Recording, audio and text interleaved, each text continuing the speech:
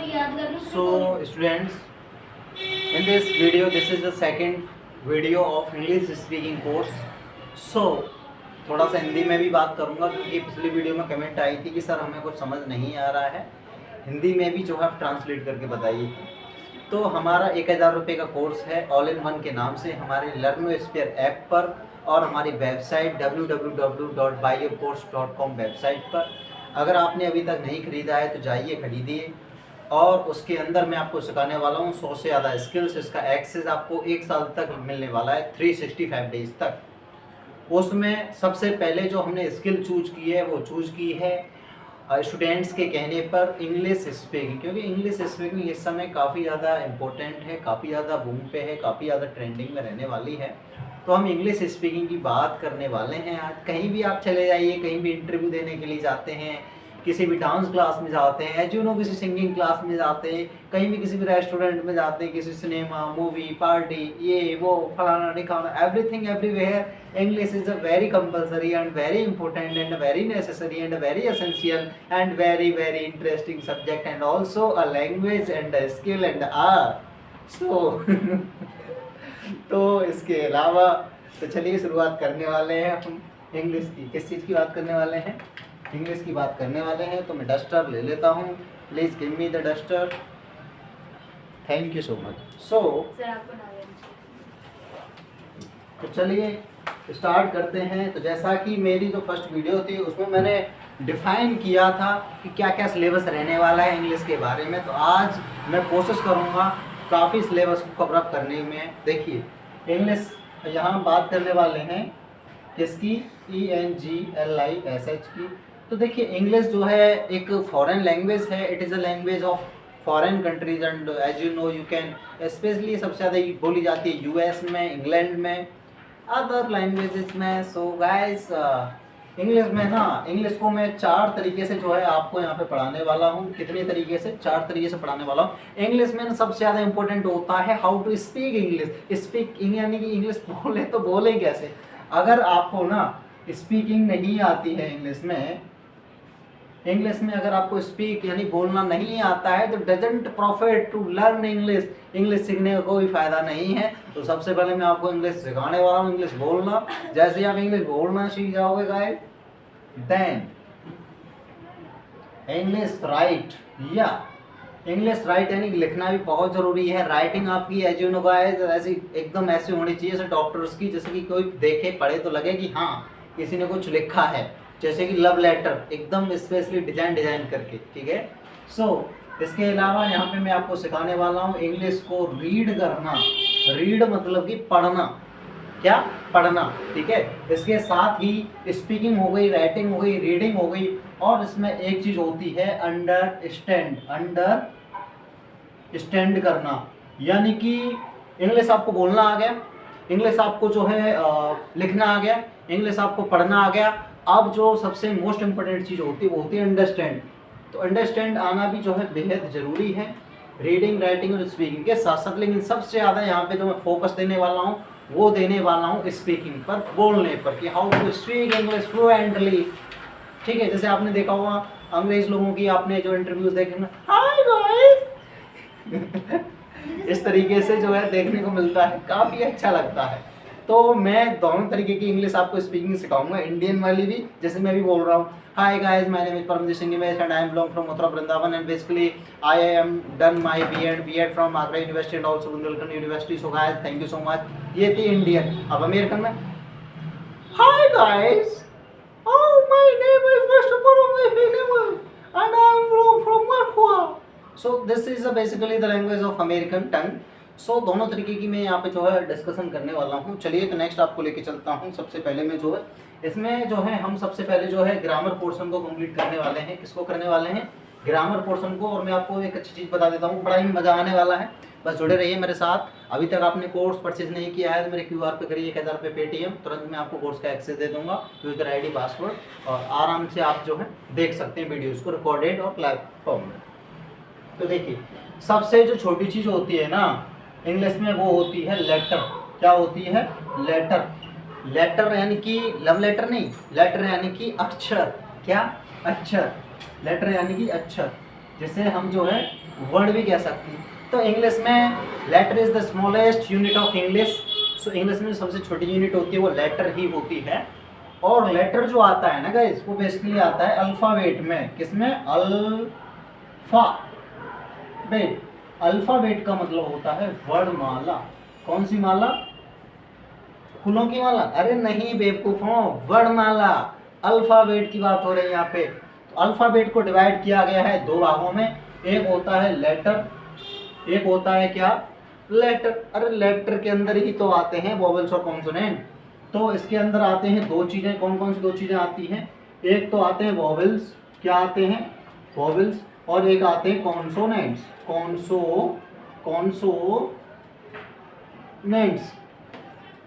Consonants आते हैं। ठीक है, क्या आते हैं? कॉन्सोनेंट्स आते हैं।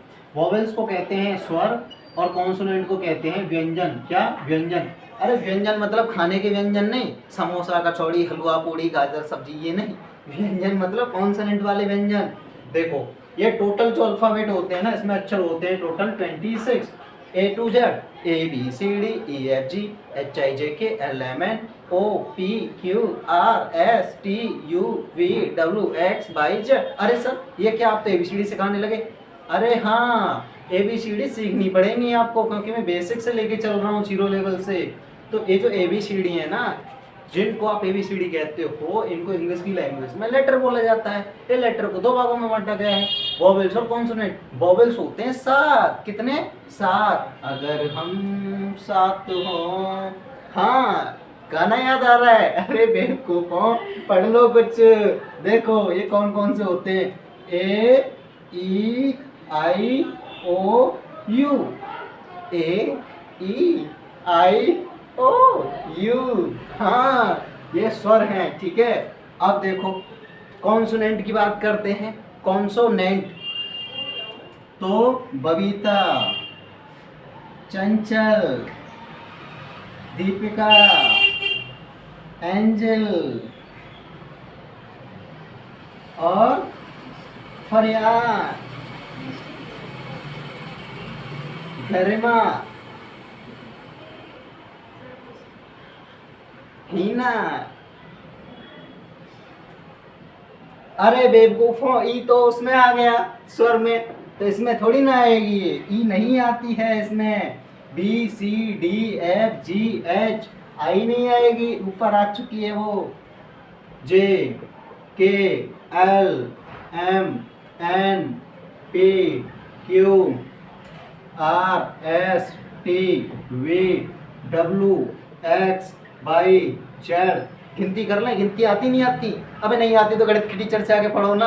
अब हर चीज़ मैं ही थोड़ी ना पढ़ाऊंगा आपको, सारी चीज़ें मतलब मैं ही पढ़ाऊंगा। 1000 रुपये में जान दोगे क्या मेरी? चलो कोई नहीं, बता देता हूँ, टेंशन मत लो, नाराज होने की जरूरत नहीं है।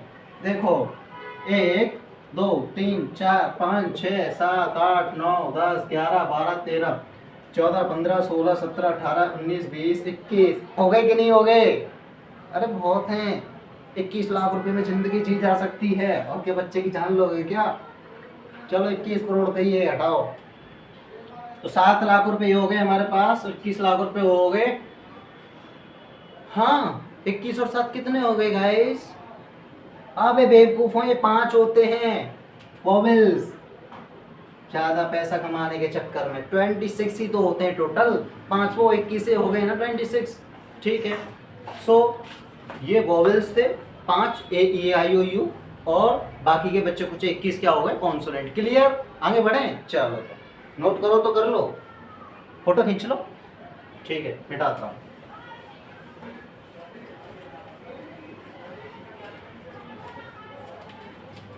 कोशिश करूंगा आज आधी इंग्लिश को कंप्लीट करा दूं, बाकी जो बचेगी उसको नेक्स्ट वीडियो में करा दूंगा। देखो अब देखो, लेटर हो गए।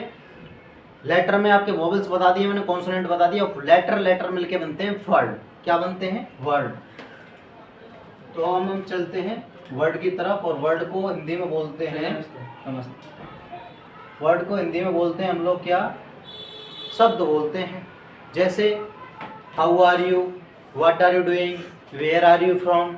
ठीक है, where do you live. So ये क्या है? सारे वर्ड हैं। अगर डेफिनेशन की बात करें वर्ड की, तो एक group of letter which makes complete sense, it is called word. लिखने की जरूरत नहीं है, आपने सुना है उसको नोट कर सकते हैं। इसके एग्जांपल्स में लिख देता हूँ, जैसे I am a good boy, ये क्या हो गया, एक वर्ड हो गया। क्लियर? नहीं बेवकूफ़ों, हम वर्ड की बात कर रहे हैं, ये पूरा सेंटेंस हो जाएगा। तो यहाँ पे वर्ड की बात कर रहे हैं, तो वर्ड होंगे जैसे आई एक वर्ड है, माई एक वर्ड है, मी एक वर्ड है, माइन एक वर्ड है, I my me mine, you your you, और ही हिज हिम, ठीक है, दे देयर देम, ठीक है, ही सी इट, बहुत सारे हैं। ठीक है, 3 तरीके के पर्सन होते हैं। लगे हाथ यहाँ पे बता देता हूँ कितने पर्सन होते हैं। 3 पर्सन होते हैं, 3 पर्सन होते हैं। कौन कौन से होते हैं? फर्स्ट पर्सन, सेकंड पर्सन और थर्ड पर्सन। फर्स्ट पर्सन में आते हैं आई my me my, second person में you your you, and third person में दे देयर देम। बात खत्म। समझ में आया नहीं आया? चलो नेक्स्ट चलते हैं। ये वर्ड हो गया, एक group of letter which makes complete sense, it is called word. एक group of letter which makes complete sense, it is called word. चलते हैं, अब देखो लेटर लेटर मिलके क्या बना? वर्ड बना। अब वर्ड मिलकर के बनते हैं सेंटेंस। क्या बनते हैं? सेंटेंस। तो चलो सेंटेंस वाले टॉपिक पे चलते हैं। सेंटेंस, देखो सेंटेंस को हिंदी में बोलते हैं वाक्य, और एक सेंटेंस का मतलब सजा भी होता है। यहाँ सजा की बात नहीं कर रहे हम, यहाँ बात कर रहे हैं वाक्य की। तो देखो सेंटेंस की डेफिनेशन की अगर मैं बात करूँ, एक group of word which makes complete sense, it is called sentence.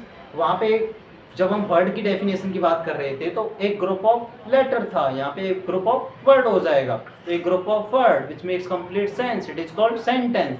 Example की बात करें तो वो वाला एग्जाम्पल यहाँ पे आ जाएगा, जैसे आई लव यू, एक सेंटेंस है। जैसे आई हेट यू, एक सेंटेंस है। ठीक है, जैसे विल यू मैरी मी, एक सेंटेंस है। ठीक है, तो these are the sentences. Next चलें, चलो नेक्स्ट चलते हैं। ये सेंटेंसेस 5 प्रकार के होते हैं। कितने प्रकार के होते हैं? There are 5 types of the sentences. तो ये 5 प्रकार के कौन कौन से होते हैं समझते हैं। सबसे पहले आता है असर्टिव सेंटेंस। कौन सा आता है? असर्टिव आता है। अब ये असर्टिव की बात कर रहे हैं, तो असर्टिव को बोलते हैं स्वीकारात्मक वाक्य।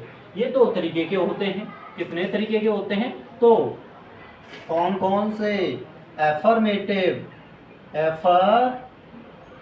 हिंदी में बोलते हैं इसको सकारात्मक वाक्य। सकारात्मक वाक्य एक होता है जिनका जवाब होता है यस में। ठीक है, यस वाले। एक होते हैं नेगेटिव। कौन से होते हैं? नेगेटिव होते हैं। इनको हिंदी में बोलते हैं नकारात्मक वाक्य। ठीक है, इनका जो जवाब होता है नो में होता है। एग्जाम्पल लेके चलें, चलो चलते हैं। जैसे you are a bad boy, तुम एक बुरे लड़के हो नहीं हो ना, तो नो में जवाब दोगे। अब यहाँ पे बैड हटा देते हैं क्योंकि यस में बात हो रही। यू आर अ बॉय, तुम एक लड़के हो ना, हो, इसलिए यहाँ पे यस करेंगे। अब यहीं पे सेंटेंस को थोड़ा सा चेंज कर देते हैं। You are a bad boy, तुम एक बुरे लड़के हो जबकि तुम नहीं हो, मुझे मालूम है। ठीक है, तो ये नेगेटिव हो जाएंगे। ठीक है, अब चलते हैं नेक्स्ट सेंटेंस पे। दूसरा होता है इंटेरोगेटिव। कौन सा? Interrogative sentence. इसको हिंदी में बोलते हैं प्रश्नवाचक वाक्य। कौन सा वाक्य? प्रश्नवाचक वाक्य। अब देखो इसमें क्या क्या आते हैं। इसमें why when where what whom how many how much whose और व्हिच, ये सारे वर्ड आते हैं। कौन कौन से? वाई व्हेन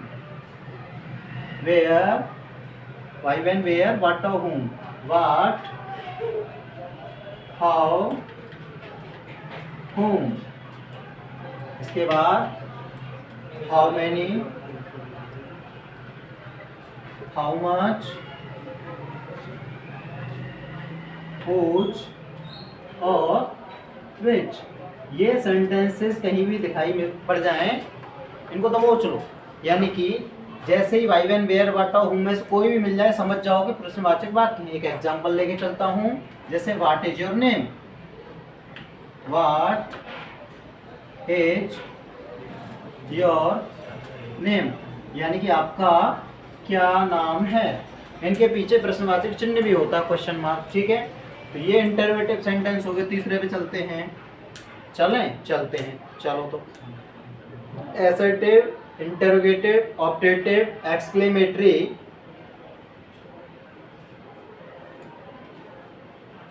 एक होता है ऑप्टेटिव, एक होता है एक्सक्लेमेटरी, और एक होता है इम्पेरेटिव सेंटेंस, इम्पेरेटिव सेंटेंस। अब देखो, एक्सक्लेमेटरी का मतलब होता है विस्मयादि बोधक वाक्य, विस्मयादि बोधक वाक्य, जिसमें सुख की बात हो और दुख की बात हो। जैसे hurray, India won the match, Bharat की जो टीम है वो मैच जीत गई। तो ये हुर्रे वाले वर्ड आ जाएं कहीं पे भी। इसके अलावा इसमें दुख भी आता है, जैसे alas, my grand mother is no more, मेरी ग्रैंड मदर यानी कि दादी माँ इस दुनिया में नहीं रही। तो ये भी आते हैं, ठीक है। अब चलते हैं ऑप्टेटिव, यानी कि आज्ञावाचक। कौन सा? आज्ञावाचक वाक्य। जैसे मे आई कम इन सर, मे आई कम इन सर, क्या मैं अंदर आ सकता हूँ सर। ऐसे ही जैसे इम्पेरेटिव में इच्छावाचक, जैसे I wish I want to become a successful businessman, जैसे I wish I want to become a successful businessman, मैं एक सफल व्यापारी बनना चाहता हूँ। तो ये थे हमारे सारे सेंटेंसेस। क्लियर? सेंटेंस का चैप्टर खत्म। चलते हैं नेक्स्ट।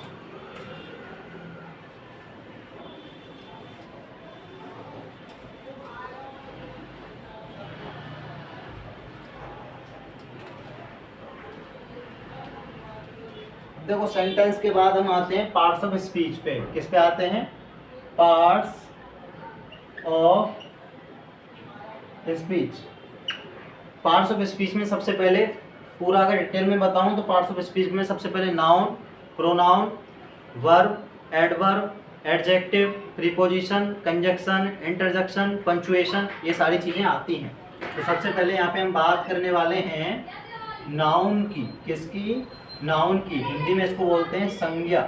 क्या बोलते हैं? संज्ञा। डेफिनेशन की बात करें तो a noun is the name of person, place और थिंग और एनिमल, यानी कि व्यक्ति का, वस्तु का, स्थान का और किसी जानवर का नाम अगर कहीं भी आपको दिखाई दे तो उसको हम संज्ञा कहते हैं। ठीक है। एग्जाम्पल की बात करें, जैसे राम, किसी व्यक्ति का नाम हो गया। जैसे ग्रेटर नोएडा, ग्रेटर नोएडा, ये क्या हो गया? प्लेस का नाम हो गया।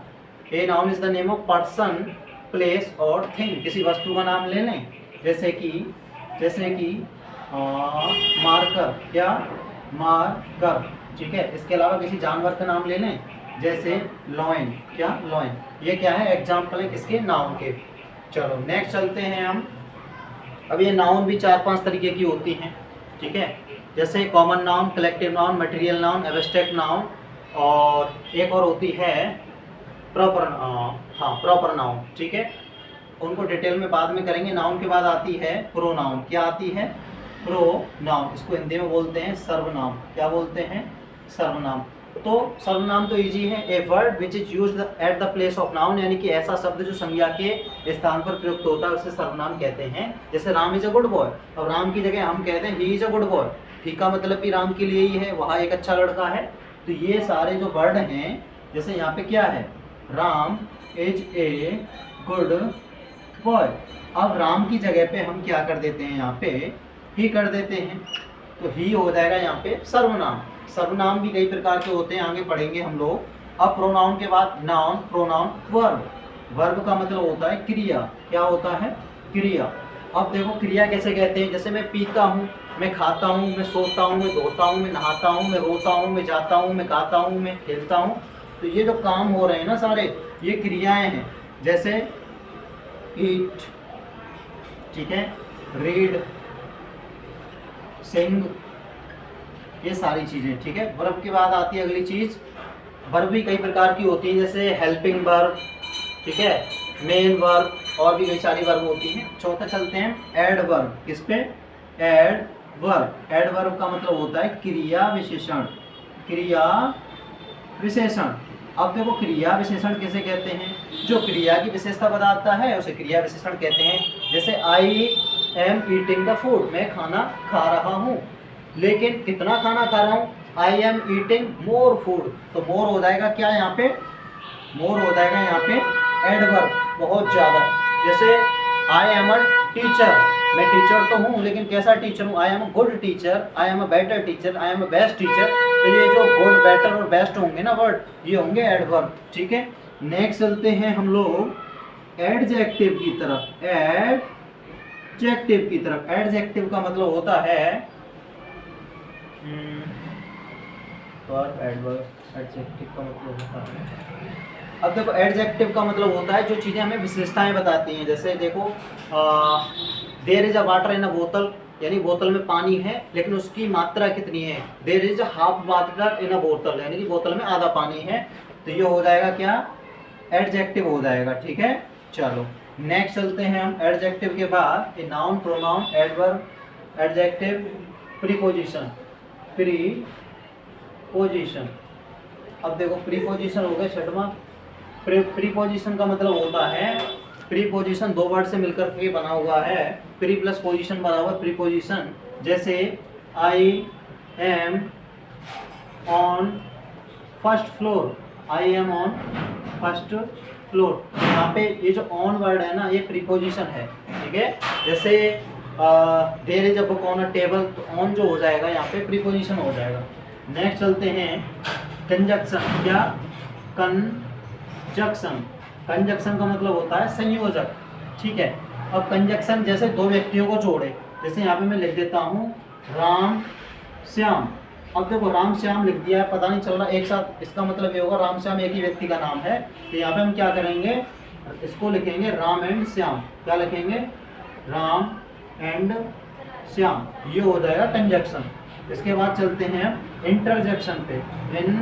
इंटरजेक्शन।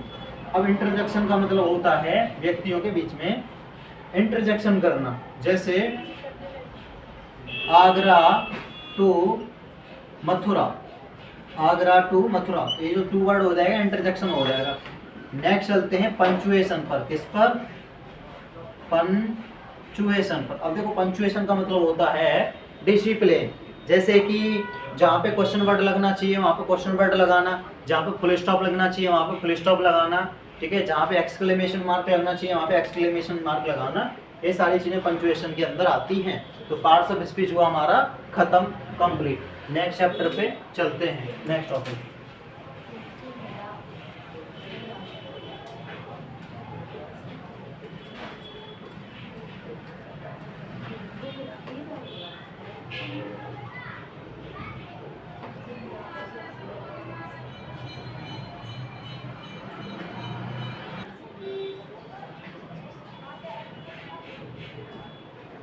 नेक्स्ट टॉपिक पे चलते हैं। वो टॉपिक है हमारा टेंस, जो कि काफ़ी इम्पोर्टेंट है। क्या? काफ़ी इम्पोर्टेंट है। टेंस को हिंदी में बोलते हैं काल। क्या बोलते हैं? काल।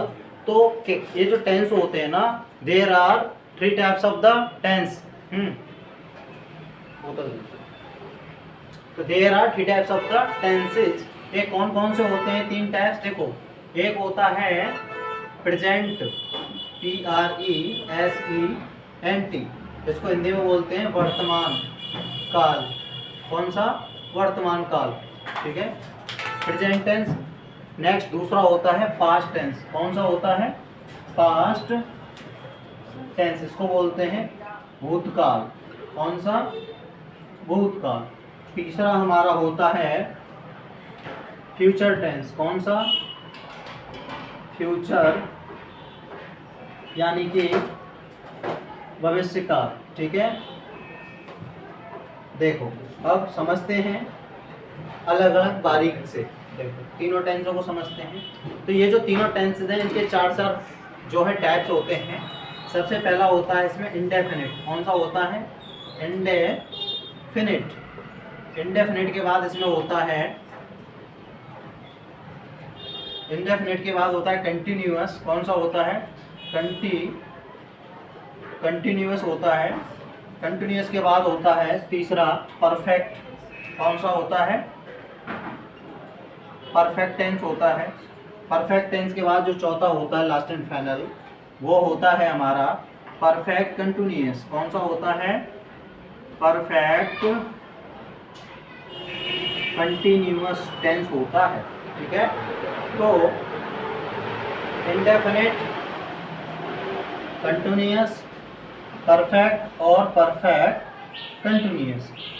इंडेफिनिट, कंटिन्यूअस, परफेक्ट और परफेक्ट कंटिन्यूअस।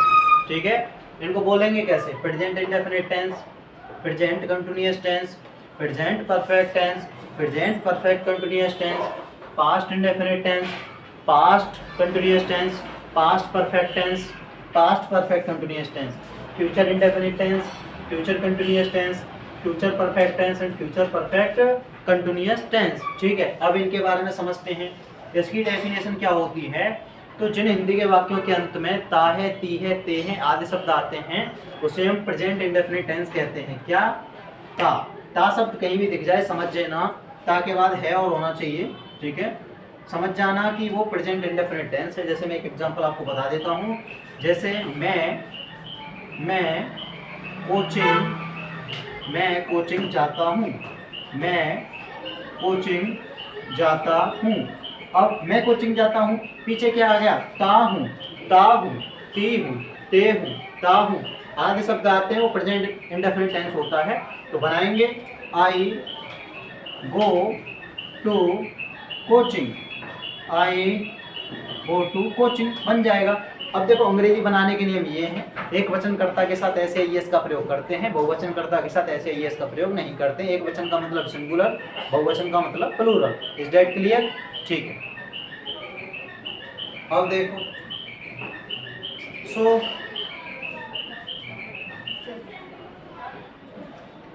ठीक है, अगर नेगेटिव यहाँ पे मिल जाए, नेगेटिव अगर मिल जाए जैसे मैं कोचिंग नहीं जाता हूँ तो I do not go to coaching. ठीक है, अब क्या मैं कोचिंग जाता हूँ? Do I go to coaching. क्या मैं कोचिंग नहीं जाता हूँ? Do I not go to coaching.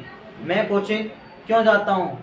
तो why do I go to coaching. मैं कोचिंग क्यों नहीं जाता हूँ? Why do I not go to coaching. इस तरीके से सारे सेंटेंसेस बनेंगे। अब चलते हैं कंटिन्यूअस की। तो कंटिन्यूअस में जिन हिंदी के वाक्यों के अंत में रहा है, रही है, रहे हैं, रहा हूँ आदि शब्द आते हैं उसे हम प्रेजेंट कंटिन्यूअस टेंस कहते हैं। अंग्रेजी बनाने के नियम सिंपल हैं। सर्वप्रथम कर्ता, उसके बाद सहायक क्रिया एच आर एम, उसके बाद मुख्य क्रिया में आईएनजी और उसके बाद अंतिम कर्म की अंग्रेजी लगाते हैं। जैसे मैं कोचिंग जा रहा हूँ, I am going to coaching, I am going to coaching. तो ये सेंटेंस हो जाएगा हमारा, ये सेंटेंस हो जाएगा हमारा प्रेजेंट कंटिन्यूअस टेंस का। I am going to coaching. अगर नेगेटिव आ जाए, नहीं आ जाए, मैं कोचिंग नहीं जा रहा हूँ, तो I am not going to coaching. क्या मैं कोचिंग जा रहा हूँ? क्या मैं कोचिंग जा रहा हूँ? Am I going to coaching. क्या मैं कोचिंग नहीं जा रहा हूँ? Am I not going to coaching. मैं कोचिंग कब जा रहा हूँ? व्हेन, मैं कोचिंग कब जा रहा हूँ? When am I going to coaching. ठीक है, मैं कोचिंग कब नहीं जा रहा हूँ? तो when am I not going to coaching. ये सारे सेंटेंसेस ऐसे बनेंगे कंटिन्यूअस वाले। अब बात करें परफेक्ट की, तो जिन हिंदी के वाक्यों के अंत में क्या आ जाए? चुका है। क्या आ जाए? चुका है आ जाए। चुका है, चुकी है, चुके हैं, चुका हूँ आदि शब्द आते हैं। ऐसे सेंटेंसेस होते हैं प्रेजेंट परफेक्ट टेंस के। ठीक है, अंग्रेजी बनाने के लिए हम सिंपल है, सर्वप्रथम सब्जेक्ट यानी कि सब्जेक्ट की अंग्रेजी बनाते हैं। उसके बाद हम जो है हेल्पिंग वर्ब लगाते हैं, हैज या हैव। एक वचन करता होगा तो हैज लगाएंगे, बहुवचन करता होगा तो हैव लगाएंगे। उसके बाद हम लगाते हैं मेन वर्ब की थर्ड फॉर्म, ठीक है। उसके बाद हम लगाते हैं अंत में कर्म की अंग्रेजी, जैसे मैं कोचिंग जा चुका हूँ, मैं कोचिंग जा चुका हूँ। मैं बहुवचन है तो I have gone to coaching. अब नहीं आ जाए, I have not going to coaching, I have not gone to coaching, ठीक है। क्या मैं कोचिंग जा चुका हूँ, have I gone to coaching. मैं कोचिंग नहीं जा चुका हूँ, have I not gone to coaching. मैं कोचिंग कब जा चुका हूँ, when have I gone to coaching. मैं कोचिंग कब नहीं जा चुका हूँ, when have I go to coaching. इस तरीके से बनते हैं। परफेक्ट कंटिन्यूअस की बात करें तो जिन हिंदी के वाक्यों के अंत में इसमें टाइम भी आएगा, रहा है कि साथ साथ टाइम जाएगा। जैसे मैं पिछले 2 घंटे से कोचिंग में पढ़ा रहा हूँ, मैं पिछले 2 घंटे से कोचिंग में पढ़ा रहा हूँ, तो I have been teaching in coaching since previous two hour. इस तरीके से बनते हैं ये, ठीक है। अब इसमें नहीं आ जाए, मैं पिछले 2 घंटे से कोचिंग नहीं पढ़ा रहा हूँ, तो I have not been teaching in coaching since previous two hour. अब इसमें ऐसे आ जाए, क्या मैं पिछले 2 घंटे से कोचिंग में पढ़ा रहा हूँ, तो have I been teaching in coaching since previous two hour. अब इसमें ऐसे आ जाए, क्या के साथ साथ नहीं भी आ जाए, क्या मैं पिछले 2 घंटे से कोचिंग में पढ़ा रहा हूँ, तो have I not been teaching in coaching since previous two hours. इस तरीके से सारे सेंटेंसेस बनते हैं। अब पास्ट में अगर हम चलें तो मैंने खाना खाया, आई ईट द फूड। यहाँ क्या होता है, सर्वप्रथम कर्ता सब्जेक्ट की स्पेलिंग, उसके बाद मेन वर्ब की सेकंड फॉर्म, और उसके बाद जो है एंड में जो है ऑब्जेक्ट की स्पेलिंग लगाते हैं। जैसे मैंने खाना खाया, आई एट द फूड, तुमने गाना गाया, यू सिंग द सॉन्ग, तुमने डांस किया, यू डांस। इस तरीके से सेंटेंसेस बनते हैं। पहचान क्या है, गाया, याई, ये, थाती, थे, लाली, ले, रारी, रे, इस तरीके के शब्द आते हैं, वो पास्ट की पहचान होती है। अब कंटिन्यूस की बात करें, जैसे मैं खाना खा रहा था, I was eating the food. इस तरीके से बनते हैं ये। अब जैसे परफेक्ट में मैं खाना खा चुका था, I had eaten the food. इस तरीके से बनते हैं।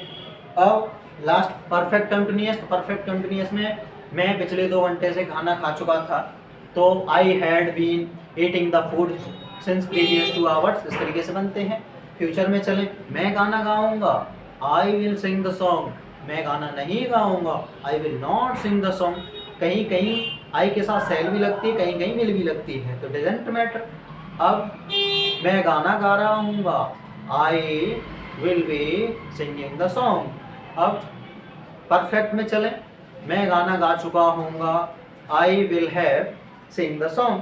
अब मैं पिछले 2 घंटे से गाना गा रहा हूँगा, तो I will have been singing the song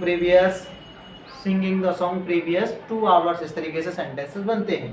तो ये पूरा टॉपिक था टेंस का, जो कि ख़त्म हो चुका है। इससे रिलेटेड जो भी आपके डाउट्स हैं मेरे से आप जो है पूछ सकते हैं। चलते हैं नेक्स्ट टॉपिक पर। तो ट्रांसलेशन वाला मैटर हुआ ख़त्म। अब आपको किसी भी प्रकार की टेंस बनाने में जो है दिक्कत नहीं होनी चाहिए, ऐसा मेरा मानना है।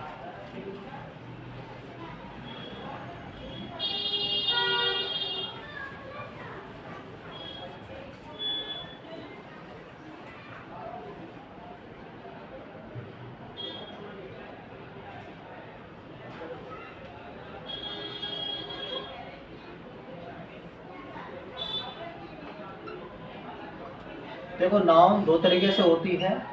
एक होती है काउंटेबल, एक होती है अनकाउंटेबल। काउंटेबल जिसको गिना जा सकता है, गिना जा सके, वो होती है काउंटेबल। एक होती है अनकाउंटेबल, जिसे गिना ना जा सके। अब देखो, पानी को कोई गिन सकता है क्या? नहीं गिन सकते हम पानी को। तो वाटर किस में आएगा? अनकाउंटेबल में आएगा। ऑयल किस में आएगा? अनकाउंटेबल में आएगा। ठीक है। और इसके अलावा पेट्रोल है, डीजल है, गैस है, ये सारी चीज़ें क्या हैं, अनकाउंटेबल हैं। काउंटेबल में जैसे मनी है, पैसा, क्लॉथ्स हैं, कपड़े, ठीक है, ज्वेलरीज हैं, ज्वेलरीज क्या, ज्वेलरीज हैं, ये क्या है, ये काउंटेबल है, ये गिनी जा सकती है। क्लियर। तो ये थी हमारी नाउन के टाइप्स, काउंटेबल और non countables.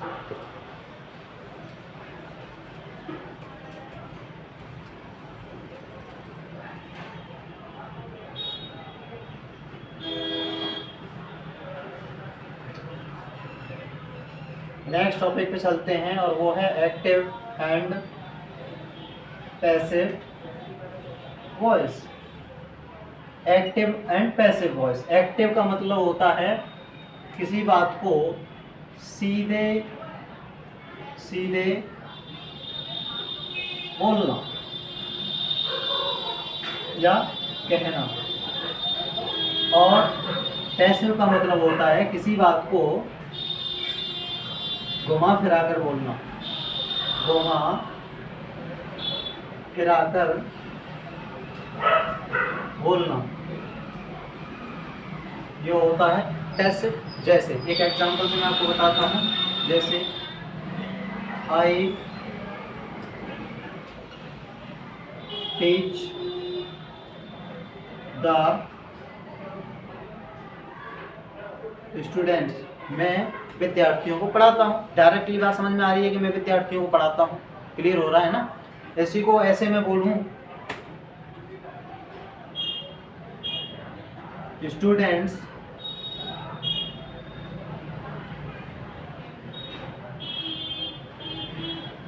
As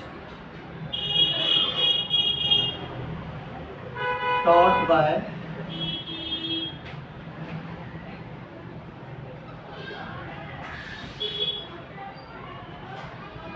student is taught by me, विद्यार्थी मेरे द्वारा पढ़ाए जाते हैं। तो इसका सेंस भी यही है। वो एक्टिव था, ये पैसिव था। ये हमारे थे एक्टिव एंड पैसिव वॉइस। ठीक है।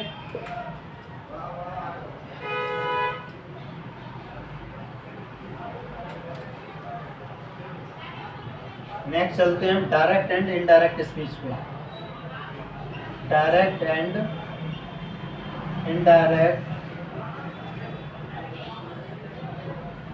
Speech. Direct and indirect speech पे चलते हैं। एग्जांपल ले लेते हैं, जैसे Ram said to me the सन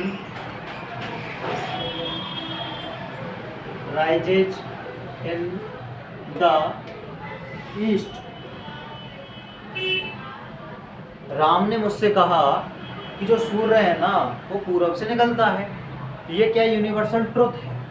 तो इस सेंटेंसेस को कैसे बनाते हैं, राम का राम रहेगा, सेड टू का हो जाएगा टोल्ड, मी का मी, या इन्वर्टेड कोमा को उठाने के लिए लग जाएगा दैट, बाकी यूं का त्यों, कुछ नहीं करना, ऐसे का ऐसा ही काट देंगे।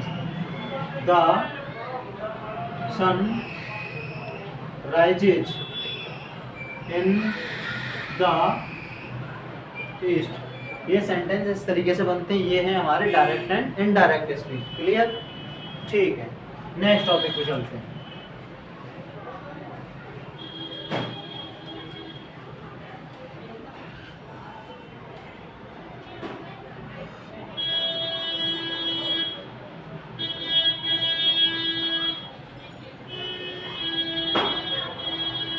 अब देखो नेक्स्ट टॉपिक पे चलते हैं हम, लेटर। ये लेटर दूसरा वाला है, पत्र वाला है। कौन सा है, पत्र वाला। मैं फॉर्मेट बता रहा हूँ, उसके बेसिस पे आप कैसा भी लेटर जो है बना पाएंगे। ठीक है। जैसे मान लीजिए छुट्टी का लेटर लिखना है, तो सबसे पहले यहाँ पे लेटर लिखेंगे। ऊपर एक पोर्शन इस साइड में आएगा, एक पोर्शन इस साइड में आएगा, एक पोर्शन आएगा इधर। 3 बना लेते हैं। तो देखिए जैसे to the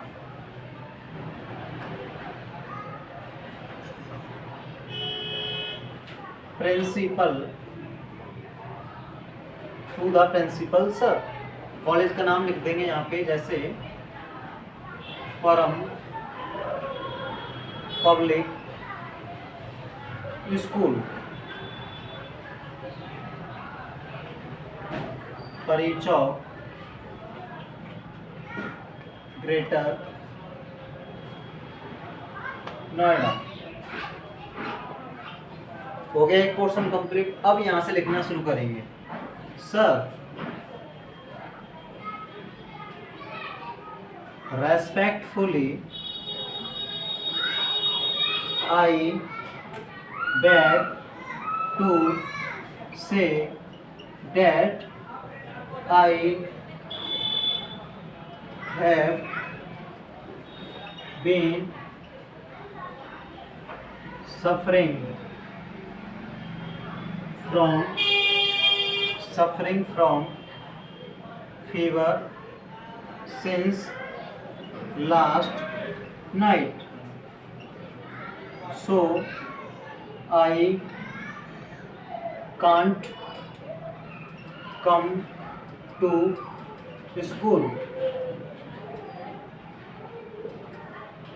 So please give me 3 days leave. 3 days leave। बाकी लास्ट में लिख देगा फिर थैंक यू सो मच। इतना लिखने के बाद इधर आते हैं, योर स्टूडेंट, यहाँ नेम आ जाएगा उसका, जैसे अजय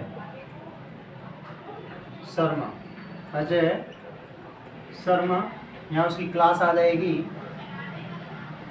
BA 3rd ईयर। ठीक है, यहाँ उसका रोल नंबर आ जाएगा इस तरीके से। ऐसे लिखते हैं हम क्या, लेटर। क्लियर? तो ये लेटर वाला पोर्शन कंप्लीट हो गया। इस तरीके से आप कैसा भी लेटर जो है लिख सकते हैं। अब इसके बाद चलते हैं लेटर के बाद एप्लीकेशन पर। किस पर चलते हैं? एप्लीकेशन पर चलते हैं। चलो तो एप्लीकेशन पे चलते हैं।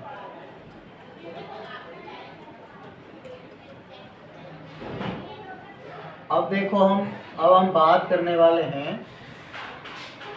एप्लीकेशन की। एप्लीकेशन में और लेटर में डिफरेंस ऐसा है, एप्लीकेशन एक प्रार्थना पत्र होता है, और लेटर होता है नॉर्मल पत्र होता है। अब जैसे हम किसी को प्रार्थना कर रहे हैं, जैसे फीस में कंसेशन करने के लिए प्रार्थना पत्र कर रहे हैं कोचिंग में, तो चलो लिखते हैं, जैसे to the director Param COACHING coaching centre, to the director Param coaching centre. ठीक है, यहाँ लिख देंगे सब्जेक्ट में लिख देंगे फीस कंसेशन, यानी फीस में रियायत करने के लिए लिख रहे हैं। यहाँ लिखेंगे फिर sir, respectfully my family is very poor, so I can't submit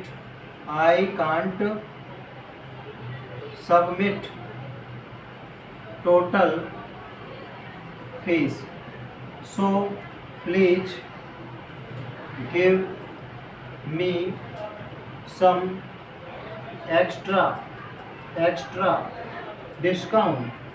discount. लिखने के बाद यहाँ लिख देंगे thank you so much, your student, यहाँ नाम आ जाएगा, जैसे आरोही कुमारी, रोहित कुमार, इस तरीके से लिखते हैं प्रार्थना पत्र, रिक्वेस्ट करना। क्लियर। तो ये हुआ हमारा एप्लीकेशन, ऐसे ही होता है हमारा। नेक्स्ट चलते हैं ऐसे पर। किस पर? ऐसे पर। ऐसे आप किसी भी तरीके का जो है आप जो है एप्लीकेशन लिख पाएंगे। अब मैं यहाँ पे आपको बताने वाला हूँ ऐसे के बारे में। तो ऐसे का मतलब होता है निबंध। क्या मतलब होता है? निबंध। ये सबसे आसान टॉपिक होता है किसी भी चीज़ के बारे में दिल खोल के बोलना या लिखना। ये हम तब कर पाते हैं जब हमारे मस्तिष्क में, हमारे माइंड में क्या है, नॉलेज होनी चाहिए। Without knowledge we can not write anything, and not only write but also speak anything. जैसे मान लेते हैं यहाँ पे हमें मिलता है ऐसे माई FAVOURITE फेवरेट टीचर के ऊपर लिखना है। माई फेवरेट टीचर के ऊपर लिखना है, आसान है। यहाँ कुछ हेडिंग्स बनाते हैं। जैसे सबसे पहले बनाएंगे इंट्रोडक्शन। क्या बनाएंगे? इंट्रोडक्शन। इंट्रोडक्शन के बाद यहाँ पे लिखेंगे, इंट्रोडक्शन के बाद यहाँ पे लिखेंगे माई FAVOURITE फेवरेट टीचर। ठीक है। इसके बाद यहाँ लिखेंगे इसकी हिज क्वालिटीज, हिज क्वालिटीज। इसके बाद यहाँ लास्ट में लिख देंगे यहाँ पे कंक्लूजन। क्या लिख देंगे? कंक्लूजन। इंट्रोडक्शन में लिख देंगे सो in this essay I am coming to discuss, I want to express my words which is a very respectable for my kind teacher which name is ये। एंड नेक्स्ट में लिखेंगे my favourite teacher is Mr. Paramjit Singh Nimesh, and he is a very calm and very serious personality, and all time always he want to carrying the smile on the face of their students, and he is a very care taking person, and also he believes in God and also believes in science। ये favourite teacher के बारे में हो जाएगा। इस qualities लिख देंगे कि they are very serious and very focused, well qualified, well settled teacher, and their qualities are several and multiples because they have multiple types of the skills in the sector of education, like computer, like information technology, like ChatGPT, like robotics, like virtual reality, and many of the things. Okay, so they know several kinds of the languages like Hindi, English, Sanskrit and Brij Bhasha and others also। Conclusion में लिख देंगे कि why you like the teacher and their खूबीज, सारी चीज़ों को summarise कर देते हैं। तो ये हुआ हमारा क्या, ऐसे राइटिंग हो गई है हमारी। नेक्स्ट टॉपिक पे चलते हैं। इस तरीके से आप जो है किसी भी टॉपिक पर जो है ऐसे आराम से लिख सकते हैं। ना सिर्फ लिख सकते हैं बल्कि बोल भी सकते हैं। अब इनके बाद बात आती है वोकाबुलरीज पे लेके चलता हूँ। तो वोकाबुलरी जो है काफ़ी महत्वपूर्ण होती है। शब्दकोश इसको हिंदी में जो है हम लोग बोलते हैं, यानी कि वोकाबुलरीज को हम वर्ड मीनिंग्स भी बोल सकते हैं। अगर आपको वोकाबुलरीज यानी कि वर्ड मीनिंग्स अच्छे से याद नहीं हैं तो आप जो है इंग्लिश में जो है मास्टर नहीं बन सकते हैं, अच्छे एक्सपर्ट नहीं बन सकते हैं एक स्पीकर। आपको इसलिए जितना हो सके ज़्यादा से ज़्यादा वर्ड मीनिंग्स याद करनी चाहिए। अब ये कई तरीके की हो सकती हैं, जैसे ये हो सकती हैं आपकी एंटोनिम्स हो सकते हैं, आपकी जो है सिनोनिम्स के रूप में हो सकती हैं। ठीक है। एंटोनिम्स सिनोनिम्स आपके जो है होमोफोन्स के रूप में हो सकते हैं। आपके जो है आपका जो है वन वर्ड सब्स्टिट्यूशंस के रूप में हो सकती हैं। ये वन वर्ड सब्स्टिट्यूशन के अलावा ये इडियम्स के रूप में हो सकती हैं। इडियम्स ये फ्रेजेस के रूप में हो सकती हैं। ठीक है। एंड अदर तरीके से ये जो है हो सकती हैं। ठीक है। तो वोकाबुलरीज याद करना, एंटोनिम्स यानी कि विलोम शब्द, सिनोनिम्स यानी कि सिमिलर वर्ड्स, होमोफोन्स एक जैसी ध्वनि वाले शब्द, वन वर्ड सब्स्टिट्यूशन एक शब्द पूरे सेंटेंस को जो कवर करता है वन वर्ड सब्स्टिट्यूशन होता है। अनेक शब्दों के लिए एक शब्द इडियम्स, मुहावरे, फ्रेजेस, लोकोक्तियाँ और अदर बहुत सारे वर्ड्स होते हैं, इनको आप याद कर सकते हैं। ठीक है, तो वोकैबुलरी वाला सेशन भी यहाँ पे जो है कंप्लीट होता है।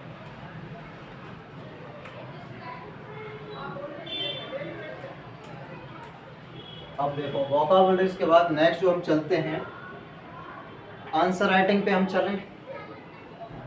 आंसर राइटिंग, आंसर राइटिंग को जो है हम लोग अनसीन पैसेज भी जो है बोल सकते हैं। आंसर राइटिंग को अनसीन पैसेज भी बोल सकते हैं, हिंदी में बोलते हैं इसको अपठित गद्यांश या पठित पदांश भी हो सकता है। यहाँ स्टोरी दे दी जाती है, क्या दे दी जाती है, एक स्टोरी दे दी जाती है, जैसे once upon a time there was a lion, ठीक है, which is lived in a forest, he was very hungry and also very thirsty, and so he is searching the food। इस तरीके से आते हैं। अब इसमें मिलते हैं हमें क्वेश्चंस, कुछ क्या मिलते हैं, क्वेश्चंस मिलते हैं फाइंड आउट करने के लिए। ये क्वेश्चंस मिलते हैं, इनके जो आंसर्स होते हैं इन्हीं के अंदर छुपे हुए होते हैं। इससे मैं क्वेश्चन पूछ लेता हूँ कि who is searching the food, इसका आंसर हो जाएगा line, line is searching the food, इसको बोलते हैं आंसर राइटिंग। अपठित गद्यांश यानी अनसीन पैसेज से आंसर फाइंड आउट करना। क्लियर, इस तरीके से ये टॉपिक भी यहाँ पे हमारा जो है फिनिश्ड होता है।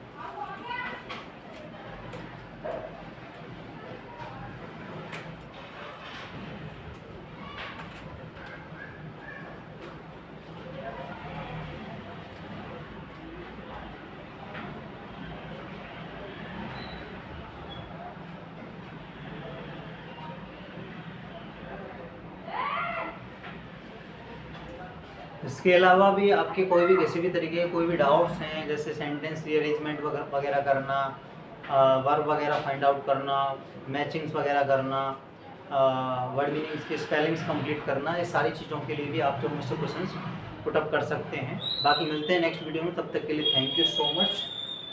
सो अगर आपने अभी तक हमारा कोर्स परचेज नहीं किया है तो लर्नोस्फीयर ऐप को आप प्ले स्टोर से डाउनलोड और इंस्टॉल कर सकते हैं। इसके साथ ही आप हमारी वेबसाइट www.buyyourcourse.com पे विजिट कर सकते हैं। इसके साथ ही अगर आपको किसी भी प्रकार की कोई भी क्वेरी है तो आप हमारे ऑफिशियल कॉन्टैक्ट नंबर 8954982014 पर कॉल या मैसेज कर सकते हैं। हमारी टीम 24/7 आपकी सर्विस के लिए अवेलेबल रहने वाली है। तो thank you so much. If you enjoy the video please like share and comment. So thank you so much, keep it, love it, thank you so much, जय हिंद जय भारत।